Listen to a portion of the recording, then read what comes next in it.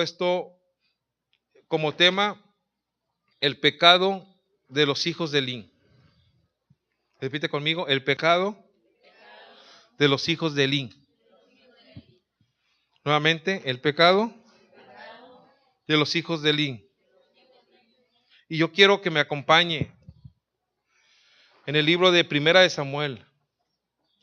La semana pasada hablábamos acerca de una mujer de oración. ¿Cómo se llamaba ella? No más decir Penina, por favor.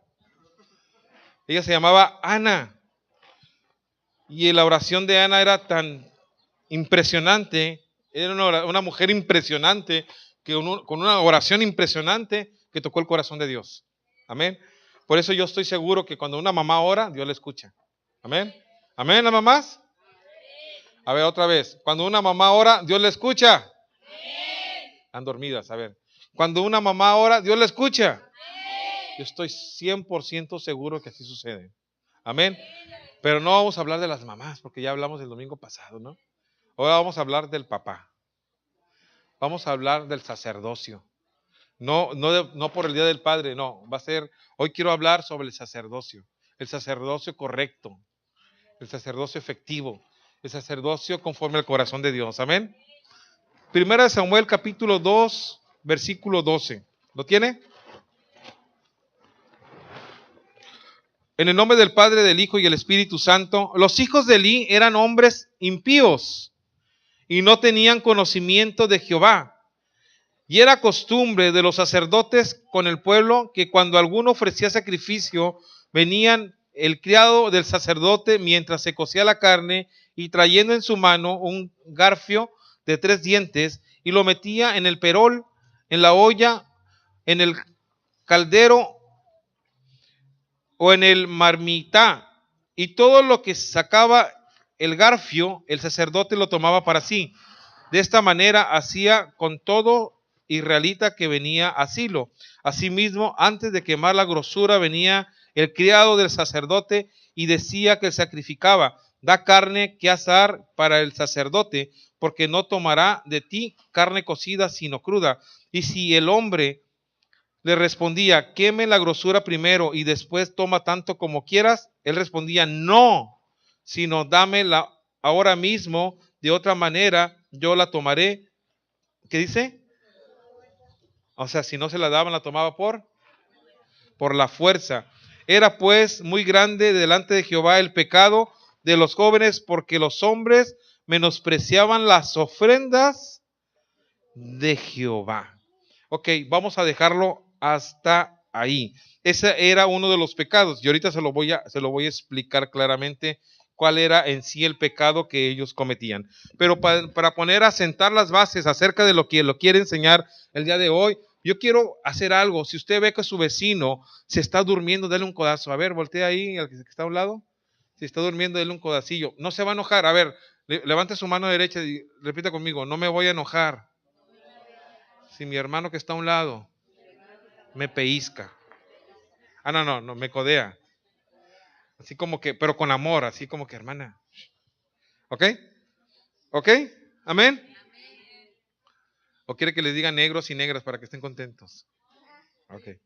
Bueno, prietos. Ok. Vamos a sentar las bases. Hoy yo te quiero compartir acerca de esto.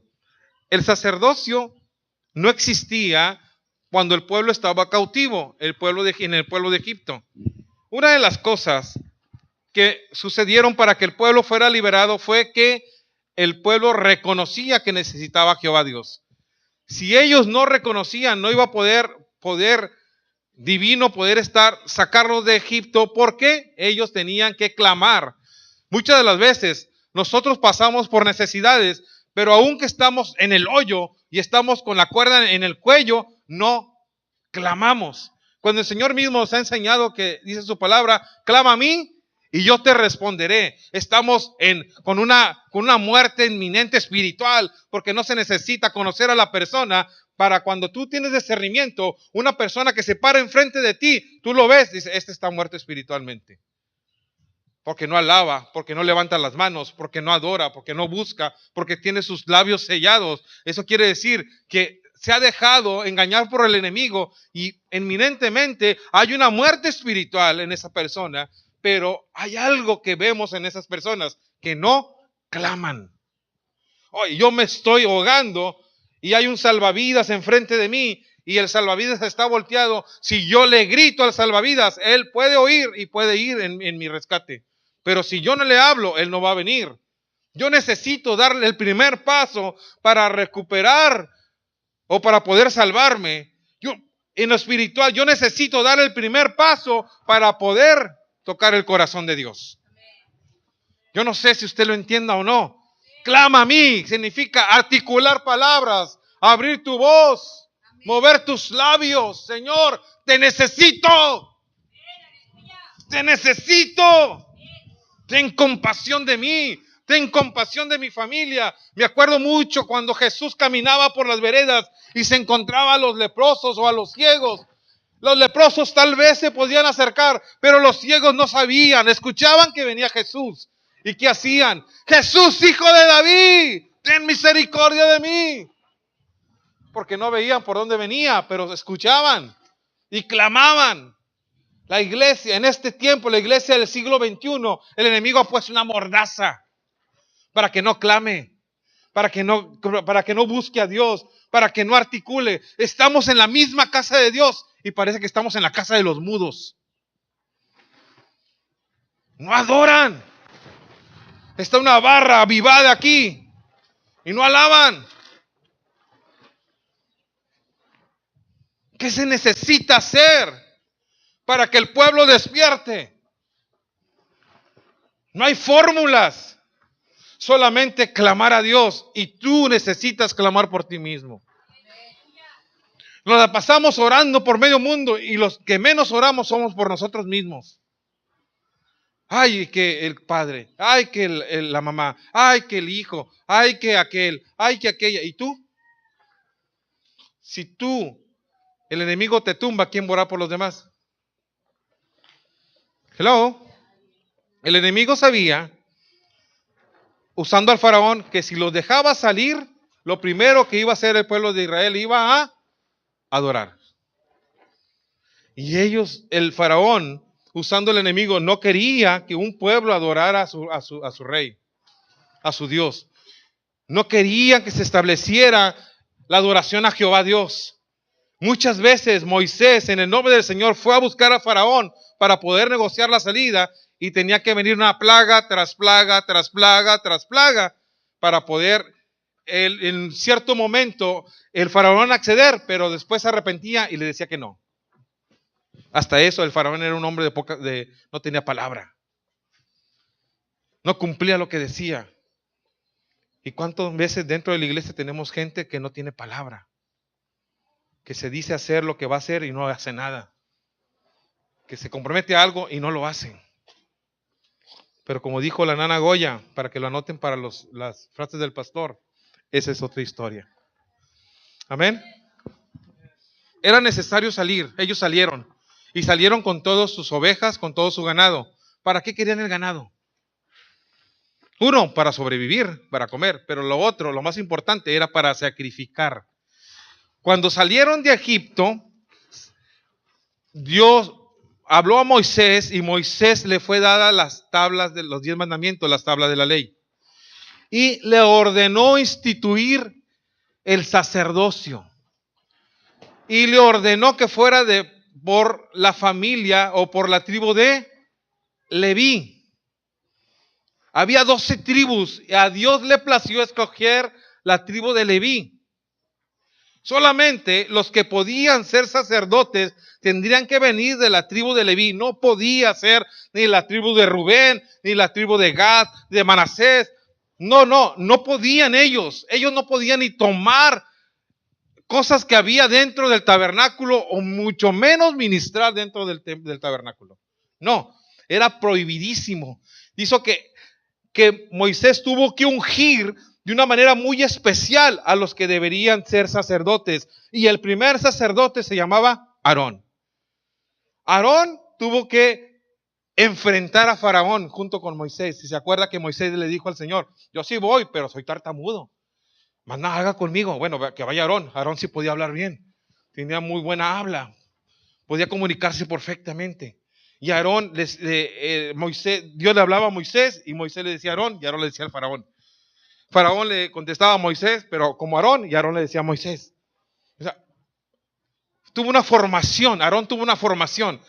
Escucha esto, Dios jamás te va a dar una promoción sin una formación. Muchos quieren llegar alto, quieren llegar a ser grandes siervos de Dios, pero no quieren picar piedra. No quieren someterse a una autoridad. No quieren estar bajo una ordenanza. No quieren estar bajo alguien que les esté dando órdenes. Ellos quieren llegar a ser grandes ministros del evangelio y de la palabra de la noche a la mañana. Pero nunca van a poder llegar a ser porque no están bajo una autoridad que Dios les está mandando. Amén. Amén. Y Aarón tuvo que picar piedra. Tuvo que arriesgarse. En una de esas, el faraón los hubiera dicho, no, sabes que agárrenmelos y corten la cabeza a estos o mátenlos. Sin embargo, iban protegidos por la mano de Jehová Dios. Cuando esto sucedió, dice que el que escogió Jehová Dios, no fue Moisés, fue Jehová Dios, fue Aarón. Aarón y su familia. La gloria y la bendición de poder ministrar dentro del templo que halló dentro de la tribu de Leví, de la familia de Aarón. Esa era la bendición. Ellos habían ganado la bendición. Ellos habían picado piedra. Ellos habían hecho todo por poder recibir la bendición. La promoción no vino de Moisés. La promoción vino ¿de quién? De Dios. Tuvieron que hacer algo especial. Y lo puede encontrar usted y lo puede leer en su casa en el Éxodo 29. Hubo un lavamiento, los lavaron, los pusieron una investidura, impusieron manos sobre un becerro, que antes el becerro tipificaba a Cristo, el pecado se transmitía al becerro para poder posteriormente ser sacrificado. Ponían las manos sobre el carnero o el holocausto, imposición de manos sobre el carnero de la consagración, se untaba con sangre la oreja derecha y los pulgares de la mano y el pie derecho, y había un rocimiento de la sangre y el aceite de la unción. Había una ofrenda mecida de la grosura del carnero y una comisión de la carne del carnero. Todo esto era una preparación. Ellos tenían que ser ungidos. El primer persona que ungió a Aarón fue Moisés, ungió a Aarón y ungió a los hijos de Aarón para poder ejercer dentro del tabernáculo su responsabilidad, que era 100% encargarse de la obra de Dios dentro del tabernáculo. Amén. Amén. A ver, acá chicos, amén. Esa era la responsabilidad. Esa era la responsabilidad de ellos. Cuando salieron al desierto, Dios le estipuló cómo iban a construir el tabernáculo, de qué materiales era, de qué colores era y cómo se tenía que dividir. Para entenderlo lo voy a explicar rapidito en 3 partes. Era la parte de afuera del tabernáculo, es como si usted llegara a la iglesia, es la parte de enfrente, el área verde. Posteriormente, la segunda parte la llamaban el atrio, donde entraban, donde estaba, había ciertos artículos, pero todavía no llegaban, se dividía en 3. Llegaban a esa parte y de esa parte le dividía otra que era el lugar santo. Y posteriormente había un velo que dividía el lugar santísimo. Eran 3 partes. Nadie podía entrar al lugar santísimo, solo el sacerdote, el sumo sacerdote. Y él entraba una vez por año. Y entraba con una ofrenda perfecta. Y sus vestiduras tenían que ser perfectas. Y el corazón del sacerdote tenía que ser perfecto para poder entrar ahí. Si había imperfección en el hombre o en la ofrenda, dice que el sacerdote moría por manos del Señor, por manos de Jehová Dios. Esa ofrenda que él presentaba era para perdón de los pecados y se hacía una vez al año. Pero cotidianamente se ofrecían ofrendas por el perdón del pueblo, por el pecado del pueblo. Y eso lo hacía Aarón y lo hacían sus hijos. Amén. Dice que había instrucciones específicas de cómo lo tenían que hacer. Y había cierto fuego, cierta forma de llevar el fuego a los candelabros. Dice que un día se le ocurrió a los hijos de Aarón llevar fuego de afuera y lo metió dentro del tabernáculo. Y cuando prendieron el candelabro, se quemaron junto con todo el tabernáculo. Y tuvieron que reconstruir el tabernáculo. Y murieron los hijos de Aarón, los hijos mayores de Aarón murieron. ¿Qué quiere decir esto, amado? Que muchas de las veces queremos mezclar las cosas. Queremos mezclar el servir a Dios con otras cosas. Queremos justificar el servir a Dios a medias diciendo es que yo hago otras cosas que a lo mejor son necesarias. A Dios no lo podemos engañar. Dice que Dios no puede ser burlado. Todo lo que el hombre sembrare, eso también segará. Eso sucedió con los primeros hijos, los hijos de Aarón. Posteriormente se vino adelante la genealogía hasta llegar a Elí. Elí fue anterior a Samuel. Elí tuvo 2 hijos. ¿Alguien se acuerda de los nombres de los hijos de Elí?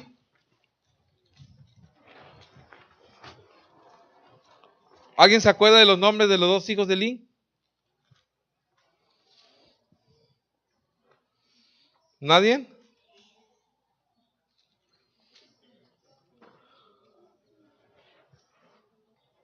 Ofni y Fines. Ahora repite conmigo, Ofni, como si fuera Omni, pero con F. Ofni y Fines. ¿Qué es lo que sucedió? Las cosas estaban bien claras, amado. Ellos sabían lo que tenían que hacer y ellos sabían lo que no tenían que hacer. Ellos sabían cómo deberían de vestir, ellos sabían cómo tenían que presentar las ofrendas. Ellos sabían todo conforme a lo que ya estaba escrito. Imagínate, eran los hijos del sacerdote. Mas sin embargo, dice la palabra del Señor que acabamos de leer, que ellos ignoraban lo que tenía que hacerse. Eran impíos. Eran malintencionados. Desconocían lo correcto. Imagínate si yo me voy a trabajar en algo y yo digo, tengo experiencia, de repente me pongo a manejar unas grúas y de repente, pura mentira, no tiene experiencia y empiezo a mover las grúas y el tiradero de edificios por todos lados. Prácticamente lo que ellos hicieron, un suicidio. Pero yo me pregunto, ¿ellos creen que ustedes no conocían lo que se tenía que hacer dentro del tabernáculo?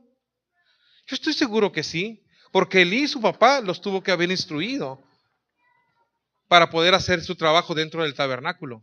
Ellos sabían lo que tenían que hacer. Ellos sabían cómo tenían que hacer. El primer pecado que cometieron los hijos de Elí dice que había cierta parte de la ofrenda que las personas ofrecían y ellos agarraban las partes de la ofrenda que ellos querían. Estaban robando ¿a quién? ¿A Elí? ¿A los israelitas? Le estaban robando a Dios. Dice que agarraban la grosura, que agarraban las partes, que agarraban lo mejor para ellos, cuando a ellos se les había dado una orden que solamente tenían que agarrar una parte de la ofrenda y ellos agarraban lo que ellos querían.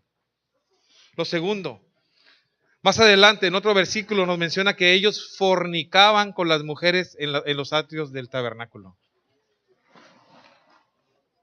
Tenían relaciones sexuales inmorales con las mujeres.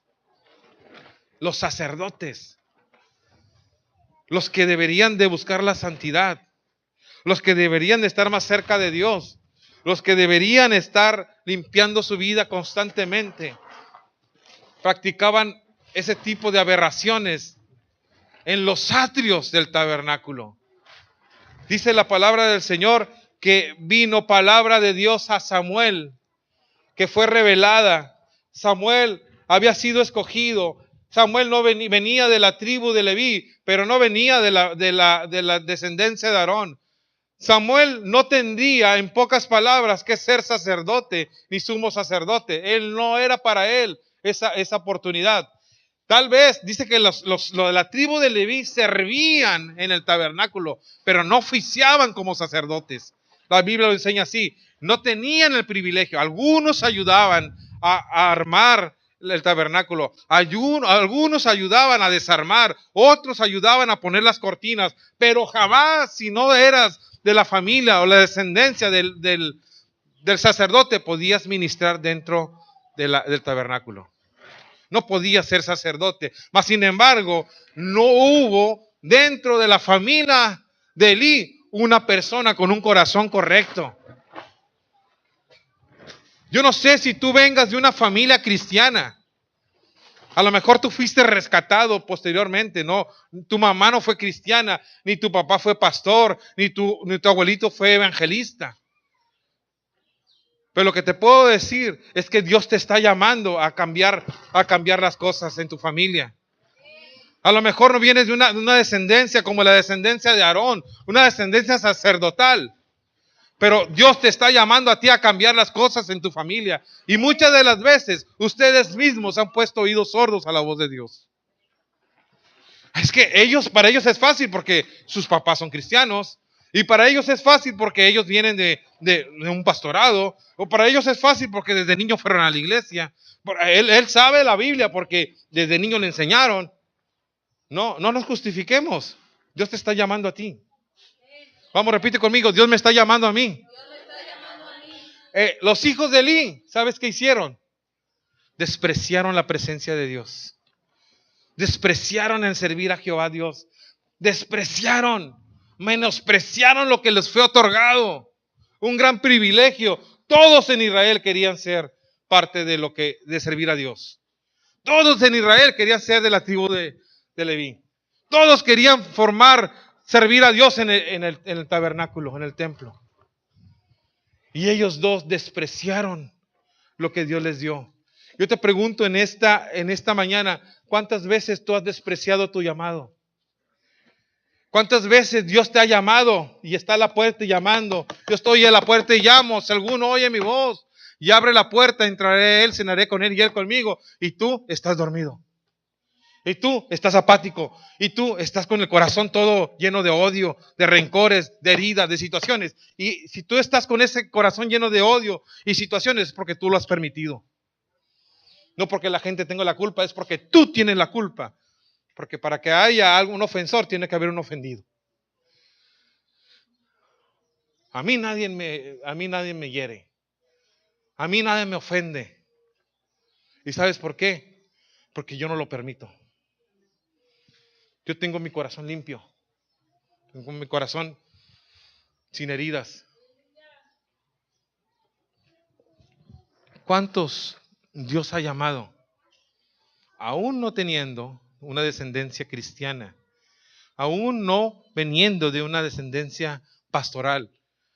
Yo soy cristiano, pero yo no tengo abuelos pastores, ni bisabuelos pastores, ni que yo diga, es que mi abuelo, yo aprendí de mi abuelo porque fue pastor, o de mi papá porque fue pastor. Mi papá era alcohólico, para que te des una idea. Y lo amo, a mi papá lo amo, porque al último aceptó a Cristo y en su forma de ser hizo lo mejor que pudo hacer. Se esforzó para hacer lo mejor. Pero si yo tuviera la referencia de mi papá, yo fuera alcohólico. Y yo hubiera tenido varias mujeres porque mi papá las tuvo. Sin embargo, yo cuando recibí la oportunidad de parte de Dios para ser pastor, lo pensé 7 años. ¿Sabes por qué? Porque yo sabía que era sí y era amén. Amén. Yo no podía decir al rato, ay, me voy a rajar y voy a calarme unos 5 años. Si no lo hago, me voy a ir otra vez a congregar. No me voy al mundo, me voy a congregar, no voy a hacerle nada malo a nadie. Y a las ovejitas, pues las recomiendo. ¿Tú dónde vives? Vete para allá. Tú vete para allá con este pastor de aquí. Pero yo estaría despreciando lo que Dios me dijo que hiciera. Yo te pregunto a ti, ¿qué talento tienes? ¿Qué talento Dios te dio? ¿Lo estás utilizando de forma correcta? Porque si no lo estás utilizando de forma correcta, estás despreciando lo que Dios te dio. Estás menospreciando la presencia. A veces está la presencia aquí a todo lo que da. y la gente así. Estás despreciando la presencia. Déjame decirte. Con Dios no se juega. Con Dios no se juega. Dios no puede ser burlado. O estás, que no estás. Cosas a medias no funcionan, amado. No es por falta de conocimiento, porque se te ha enseñado. No es por falta de instrucción, porque se te ha enseñado. Hay academias donde se te enseña. La palabra se predica conforme está escrito y con el sentido correcto para que tú crezcas, para que des mucho fruto. Y si hoy yo te preguntara cómo se llaman tus frutos, ¿a quién has traído a la casa de Dios y lo has cuidado y ha crecido aquí? ¿O cuánto tiempo tienes que no traes a nadie?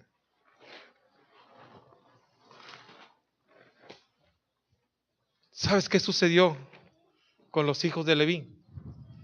Por menospreciar la presencia de Dios y la casa de Dios, fueron muertos. Hubo una invasión donde anteriormente se llevaban el arca para que la presencia de Dios respaldara la guerra contra los filisteos, y dice que los hijos de Elí fueron muertos a espada cuando ya a Samuel se le había revelado que ellos iban a morir. Dice que vino un criado y le dijo a su papá Elí, dice que Elí ya no veía, era avanzado de edad, que sus ojos se habían oscurecido, su vista se había oscurecido. Dice que recibió la noticia y el momento que recibió la noticia se fue hacia atrás y se desnucó y murió. ¿Elí era culpable de lo que hicieron los hijos? Sí. ¿Por qué? Porque no los instruyó correctamente. Elí se daba cuenta que los hijos estaban robando del sacrificio. Sí. Y en la Biblia nunca está escrito que Elí reprendió a sus hijos. ¿Elí se daba cuenta que sus hijos estaban fornicando en el atrio? Sí. Y en la Biblia nunca se registró que Elí reprendió a los hijos por estar fornicando. Elí fue responsable o corresponsable de lo que hicieron los muchachos. Y tú y yo somos responsables y corresponsables de lo que hagan nuestros hijos. Dice su palabra, instruye al niño en su camino, que aun cuando fuere viejo, no se apartará de él. Yo fui instruido y un tiempo, 2 años, me salí del camino y tuve que volver porque allá estaba muy feo. Dije, no, está muy feo eso. Yo aquí estoy mejor dentro del camino de Dios. Fui instruido, pero me enseñaron. Tu responsabilidad como papá o como mamá es instruir a tus hijos. Es que ya está grande, pues jálale las orejas. Si vive en tu casa, él te tiene que someter a tu autoridad. Así como no quiere y no tiene la manera de sostenerse, pues así te lo vas a traer de la oreja a la casa de Dios. Amén. Amén. No se le quedan viendo todos a Alex. Todos así. No, de veras. Todos así viéndote así. Él no es el único, hay más. Amén. Amén. Pero hubo alguien que dijo, los hijos de Elí despreciaron, póngame atención acá, los hijos de Elí despreciaron lo de Dios. Pero hay alguien que dijo, Señor, yo quiero, yo lo tomo, yo estoy preparado. Desde niño fue llevado al templo, desde niño fue instruido. Ese fue Samuel. La promesa de Ana, la semana pasada lo comentábamos, ella prometió que cuando fuera destetado lo iba a llevar al templo y servir a Jehová Dios. Y fue instruido desde niño y fue creciendo. Y el sacerdote lo ayudaba, no oficiaba, lo ayudaba. Y cuando los hijos de Elí murieron y cuando Elí murió, hubo alguien que los pudo reemplazar. ¿Sabes quién fue? Samuel. Y no era de la familia de Aarón. Y nunca había visto a su papá oficiar porque el Cana solamente era levita. Él ayudaba en el templo y llevaba su ofrenda, pero jamás ofició. ¿Y sabes qué hizo Samuel? Samuel sabía oficiar. Samuel sabía lo que tenía que hacer y lo hacía con excelencia. Tan excelente fue Samuel que no solamente fue sacerdote, sino también fue profeta y también fue juez. Y fue el último sacerdote que estuvo sobre el pueblo de Israel antes de que se nombrara a un rey, que fue Saúl. Yo te pregunto, ¿cómo quieres ser tú? ¿Como un Elí? ¿O como los hijos de Elí? ¿O como Samuel? ¿Cómo quieres ser tú?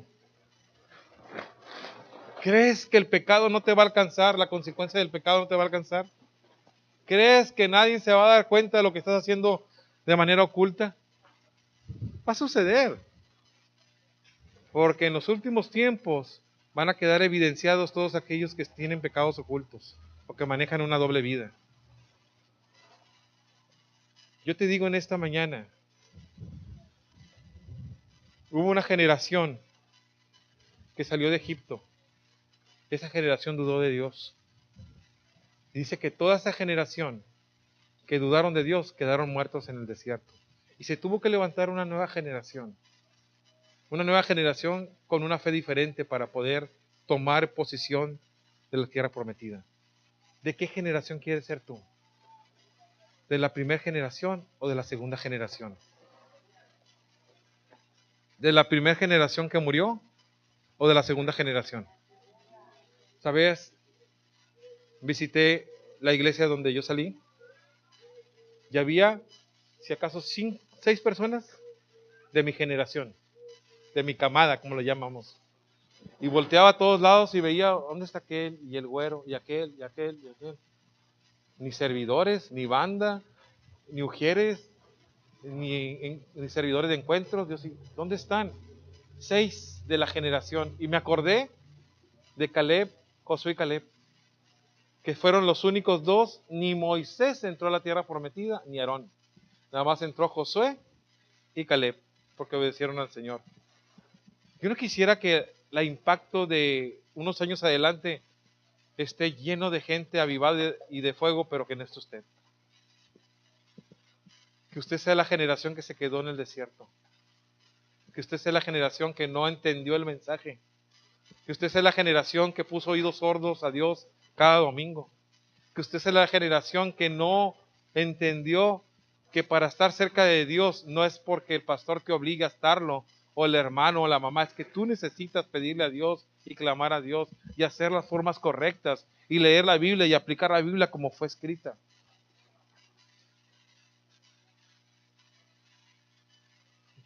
Yo soy un tipo de sacerdote, como pastor, y ellos son mis hijos.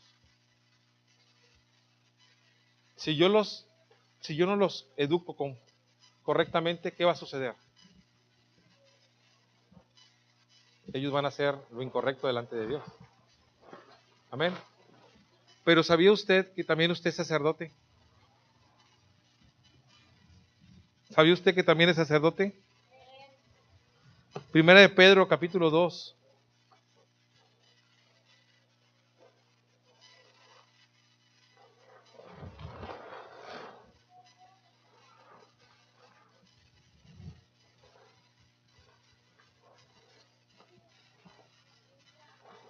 Versículo 9. Mas vosotros sois linaje escogido, real sacerdocio, nación santa, pueblo adquirido por Dios, para que anunciar las virtudes de aquel que os llamó de las tinieblas a la luz admirable. Nuevamente, porque vosotros sois linaje escogido, ¿qué? Real sacerdocio. Tanto para mí la responsabilidad de conducir a mis hijos de forma correcta, como para ti la responsabilidad de comportarte como un sacerdote. Es tu responsabilidad. Y te lo tengo que decir claro y fuerte. Es tu responsabilidad que otros, por tu mal testimonio, no vengan al camino de Dios. Es tu responsabilidad, por tu falta de fe, que otros seas piedra de tropiezo. Es tu responsabilidad, y no es la culpa de Dios, y no es la culpa del ministerio, y no es la culpa de la iglesia, sino es tu responsabilidad por no creerle a Dios las promesas que Dios te ha dado. Amén. Porque Dios te va a llamar a cuentas y te va a pedir cuentas de lo que hiciste. Y este día se te enseñó que tú eres sacerdote. Y lo que tú hagas o no hagas va a afectar positivo o negativamente tu vida y la vida de los que están alrededor tuyo. ¿Por qué tu gente no ha venido a los pies de Cristo? ¿Por qué tu familia no ha venido a los pies de Cristo? Mi gente, todo está en los pies de Cristo. Tu gente está en los pies de Cristo.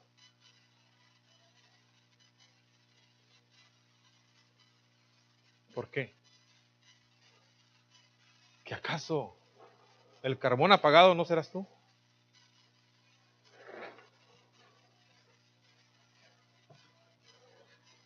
Iglesia, disculpen que les hable así, pero es necesario. Es necesario despertar. Es necesario que alguien hable a su conciencia, que los despierte. Que no pasen los años y que usted siga igual. Yo sé que van a ser grandemente bendecidos y prosperados, así como prospera su alma. Así como prospera su alma, vamos a ver a ustedes prosperados, bendecidos y en victoria. Porque este es el propósito de Dios. Este es el propósito de Dios para nuestras vidas. Que estemos en victoria, que no estemos siempre sufriendo en derrota, en enfermedad, en tristeza, en depresión, en creyéndome la víctima siempre. No, no, no, no. Tú eres más que vencedor en Cristo Jesús. Tú eres más que vencedor en Cristo Jesús. A eso Dios te ha llamado, a levantar y a no que te levanten a cada rato. A aconsejar, a no que te aconsejen a cada rato. A orar por los demás, no que están cada rato orando por ti. Ya no oramos por los demás porque estamos orando por ti, por ti, por ti, por ti. ¿Dónde quedó tu sacerdocio? ¿Dónde quedó tu autoridad? Ya no te llamas tu nombre, ahora te llamas Lamentaciones. Pura lamentación. Dios te da una autoridad. Dice que somos real sacerdocio, nación santa, pueblo querido por Dios. Te da una identidad, te da un llamado. Dice que tienes un nuevo nombre en el cielo. Entonces, ¿estoy hablando con la gente correcta? ¿Estoy hablando en la iglesia correcta o me metí una bautista a predicarles? Porque hace rato parecía iglesia bautista en alabanza. ¿Somos o no somos? ¿O nos parecemos y no somos? ¿Somos hijos de Dios? ¿Somos hijos avivados? ¿Somos hijos de luz? ¿O qué somos? ¿No sabes tu identidad? ¿No sabes a lo que vienes? La alabanza rompe. El sacerdote tenía que entrar alabando. Al entrar al lugar, al atrio, después al lugar santo. Con reverencia, pero alabando. Rompía en lo espiritual. Su vida estaba en juego al momento de entrar una vez al año al lugar santísimo. Y después entraba en una zona de adoración. Dice que el pueblo hincado adoraba mientras el sacerdote entraba al tabernáculo a ofrecer la ofrenda perfecta. Si después dice que había campanitas o campanitas en su borde y si se dejaban escuchar las campanitas es que el sacerdote había muerto y que no era ofrenda agradable. Pero si el sacerdote se escuchaba y entraba, dejaba la ofrenda y después salía del lugar santísimo, es que era una ofrenda agradable a Dios. Yo te pregunto a ti, ¿qué tipo de ofrenda eres tú? ¿Eres agradable a Dios o eres desagradable a Dios? ¿O qué tipo de sacerdote eres tú? ¿Traes una ofrenda a Dios perfecta o traes una ofrenda de Dios a medias?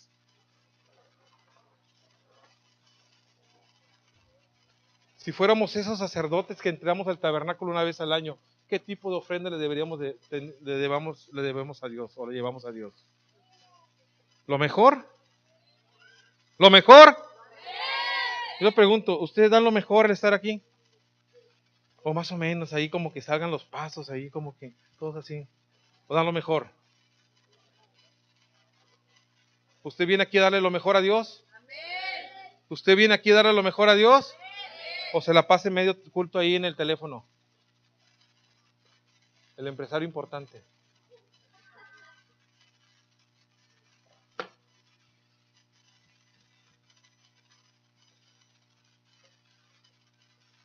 ¿Vienes a darle lo mejor?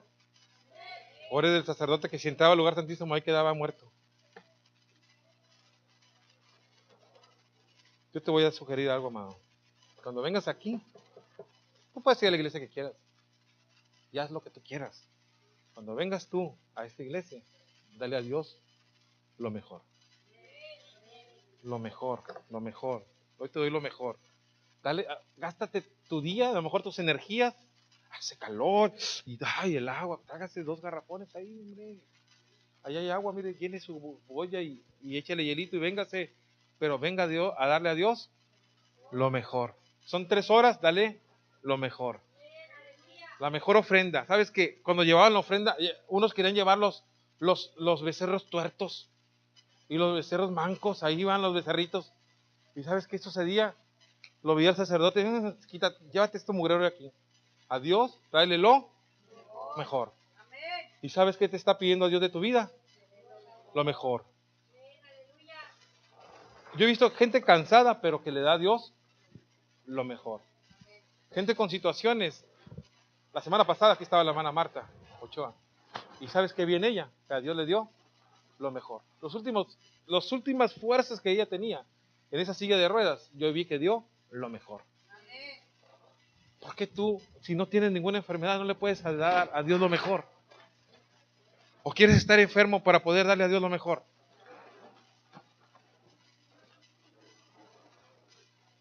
Yo quiero que cierres tus ojos un momento, ahí en tu lugar. Cierra tus ojos un momento. Impacto de Vida Reynosa te invita a sus servicios de avivamiento y fuego todos los domingos a las 11 de la mañana. Jóvenes online, los sábados a las 4 de la tarde y los servicios de oración miércoles a las 7 de la noche. Estamos ubicados en Avenida El Rosario, número 807, Colonia Jarachina Norte. Te esperamos.